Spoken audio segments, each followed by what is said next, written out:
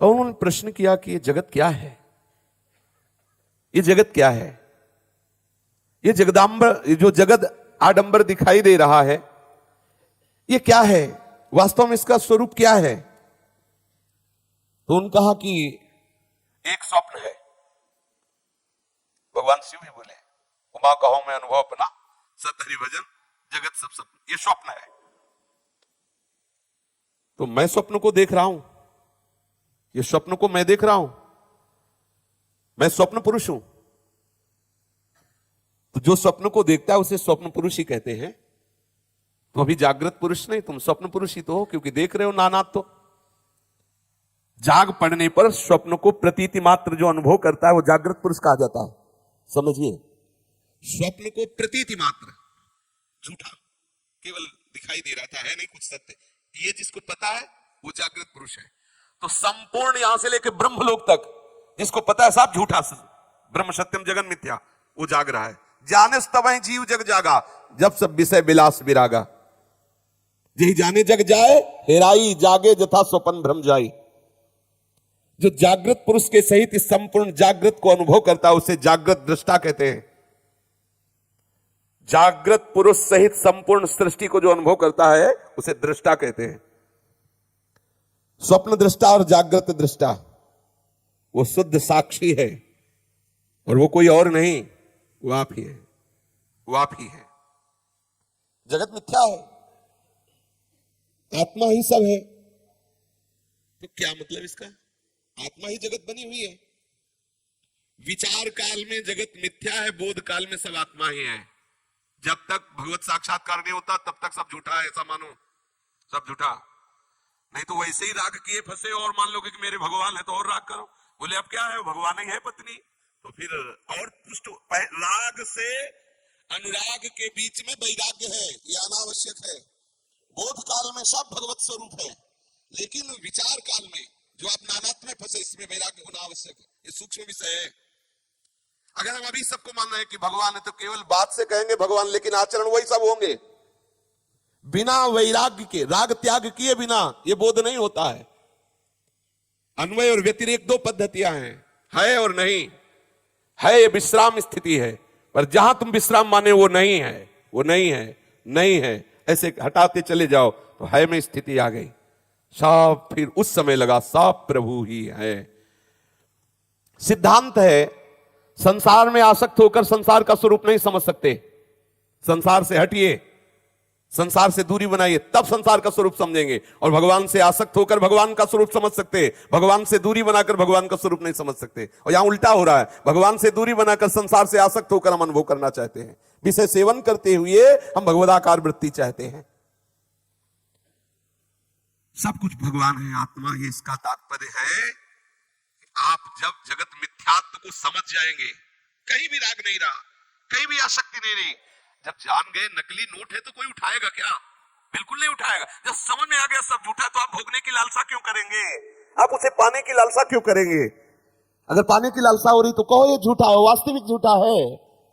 जब सत्य वस्तु में आ गई, समस्त कामनाएं शांत हो गई, तो चिद चिद लक्षणम सर्वम राधा कृष्ण में जगत। भक्त जन ऐसा देखते हैं और ज्ञानी जन उससे स्वरूप अनुभव करते हैं, वो मेरा स्वरूप है, वो मेरी आत्मा ही है, ऐसा अनुभव करते हैं। ये निर्विकल्प समाधि और निर्विकल्प बोध में क्या अंतर है? समाधि एक स्थिति है जो अभ्यास से संपन्न होती है, और निर्विकल्प बोध स्वरूप स्वतः सिद्ध है, उसके लिए अभ्यास नहीं किया जाता। बहुत सुंदर बात, ये ऊंची स्थिति की बात है। जो संकल्प रहित अब समाधि है वो अभ्यास से पहुंचा जाता है, लेकिन जो स्वरूप बोध है उसमें अभ्यास की जरूरत नहीं। तो हमारा स्वरूप है, वो हमारा स्वरूप ही है। वो जागृत, उठते बैठते चलते फिरते हर समय वो रहता स्वरूप बोध में। समाधि में तो थोड़ी देर के लिए आप निसंकल्प हुए, फिर आप चेष्टा युक्त हुए, इसलिए सर्वश्रेष्ठ है निर्विकल्प बोध, अपने स्वरूप का बोध। निर्विकल्प समाधि वो सविकल्प की अपेक्षा थोड़ा श्रेष्ठ है, पर स्वरूप बोध, जब स्वरूप बोध हो जाएगा तो निर्विकल्प समाधि भी सविकल्प ही लगेगी। तो ये करने वाला जड़ है या चैतन्य है? बोले जहां करता है वो सब जड़ है, जहां करता है वो सब जड़ है।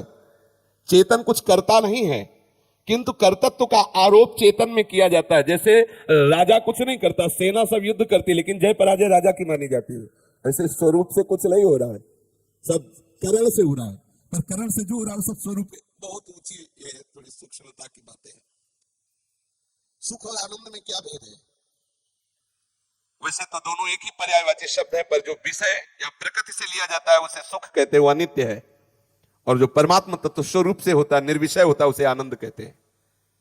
जो भगवदानंद है, प्रेमानंद है, अखंडानंद है, ये सब उस चिदानंद से है। बाबा को 2 श्लोक उपदेश किए, कई प्रश्न हुए। बाबा को उन महापुरुषों ने 2 श्लोक, नेति नेति नेति शेषितम यत् परम पदम निराकर्तुम अशक्यत्वात् तदस्मीति सुखी भव जड़ताम वर्जयित्वैताम शिलाया हृदयम चयत अमनस्कम महाबाहो तन्मयो भव सर्वदा। ये नहीं, ये नहीं, ये नहीं, 3 बार। नेति नेति नेति। स्थूल शरीर नहीं हो तुम, सूक्ष्म शरीर नहीं हो तुम, कारण शरीर नहीं हो तुम। यत् परम पदम, जो बचा वही परम पद है, वही तुम्हारा स्वरूप है। ये हम देखो, परम बोध का सूत्र है और भक्ति का भी यही परम सूत्र है। स्थूल सूक्ष्म कारण तीनों से परे भाव देह है, जिसे आत्मस्वरूप कह रहे हैं, वही भाव देह है। बस अंतर इतना है। अब यहां से प्रारंभ हो जाता है, वो स्वरूप में स्थित हो गया, भाव देह में स्थित हो गया, ये दिव्य लीलाओं की तरफ पहुंच गया, वो मोक्ष को प्राप्त हो गया। यहां तक की यात्रा सबकी समान है। अगर कोई शरीर राग से युक्त होकर के तो प्रपंच ही होता है, वो बताने का विषय नहीं, आप खुद अपने हृदय में देख लीजिए।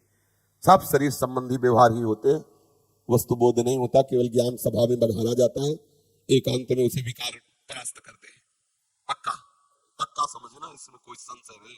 आप हो, हम हो, कोई भी हो, यदि शरीर भाव से ऊपर नहीं उठे तो प्रवचन होगा समाज में और एकांत में विषय लीला होगी। एकांत में आपसे मनमानी आचरण कराएगा, इसलिए सावधान। हमारा लक्ष्य है हमारा एकांत पवित्र हो, हमारी संपूर्ण दिनचर्या शरीर भाव से ऊपर उठने की हो। चाहे किसी भी मार्ग का पति को, हम इस बात में कभी राजी नहीं हो सकते किसी संप्रदायवाद को लेकर वासनाओं का पोषण करना, राग द्वेष का पोषण करना, समाज का पोषण करना, ये कहीं नहीं है, किसी भी संप्रदाय में नहीं, किसी भी उपासना में नहीं। केवल बातें बनाने से नहीं होता, जीवन को झोंक दो। देखो, नेति नेति नेति शेषितम यत् परम पदम। जब तक स्थूल शरीर, सूक्ष्म शरीर, कारण शरीर में तुम्हारा राग है, तब तक तुम परम पद को नहीं पहचान सकते। थी बचन मिथुन मुख निसरत सुन सुनी देह दशा की, इस देह में तीनों देह आ गए, देह दशा में तीनों देह आ गए, स्थूल सूक्ष्म कारण। भगवान नर नारायण ने कहा कि स्थूल सूक्ष्म और कारण प्रपंच का निषेध करने पर जो अयोग्य परम पद शेष रहता है वही तू है।